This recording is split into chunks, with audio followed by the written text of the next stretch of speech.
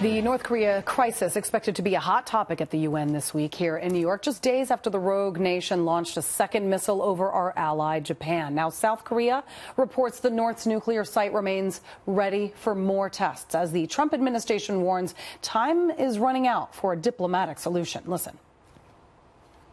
If the United States has to defend itself or defend its allies in any way, North Korea will be destroyed. And we all know that. And none of us want that. None of us want war.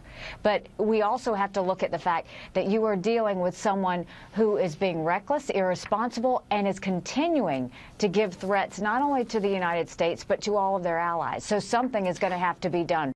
Oriana Skylar Mastro is an assistant professor of security studies at Georgetown University and a Jean Kirkpatrick scholar at the American Enterprise Institute. Thank you so much for talking to us. So sanctions and talk never works with North Korea, never has, never will. China knows this. For years, China's been reluctant to fully get on board. What if, and here's just a, hypothetical here. What if the U.S. actually made a deal with China that we would get out of South Korea and give them complete control, the control they want, if they follow through on devoting all its resources to cutting North Korea off? I think that strategy is much more likely to work than the escalating pressures that the administration is currently pursuing. China's main concern is that in a reunified peninsula situation, you will have U.S. troops along China's border, and that a reunified South Korea and North Korea would actually increase U.S. influence in the region at the expense of China's. So under those conditions, there's no situation under which China is willing to take the risks and potentially pay the costs of having a conflict on the peninsula. South Korea's president's working closely with the U.S. military, and the president's going to be meeting with South Korean leaders this week at the UN. What should the defense plan be there? I mean, does South Korea go nuclear?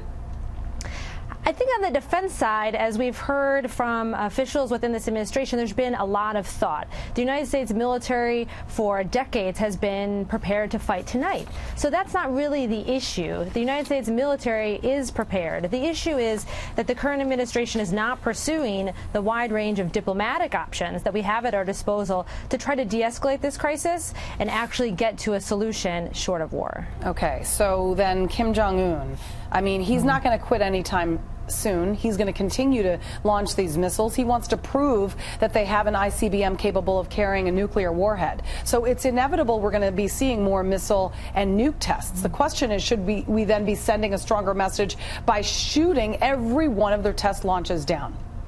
So I don't think it's inevitable that we'll see these tests. It's no coincidence that we've seen more nuclear tests and missile tests after every increase in U.S. rhetoric and force posture in the region.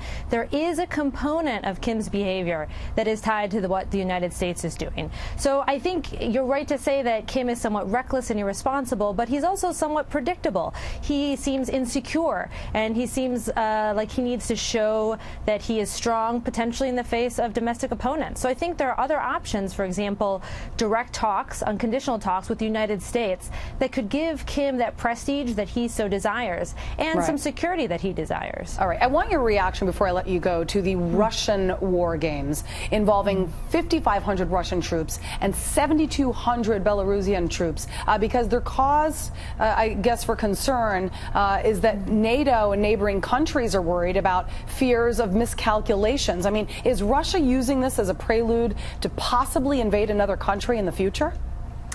Well, I have to say that a Russia component to this whole crisis really is a wild card. And the only thing that makes me a little bit less concerned is that the Chinese, more than any other actor in the region, do not want Russian intervention in their area of influence. And so I think the United States can count on China to ensure that Russia stays far away, at least militarily, from this North Korean issue. All right, Oriana Skylar Mastro, thank you very much.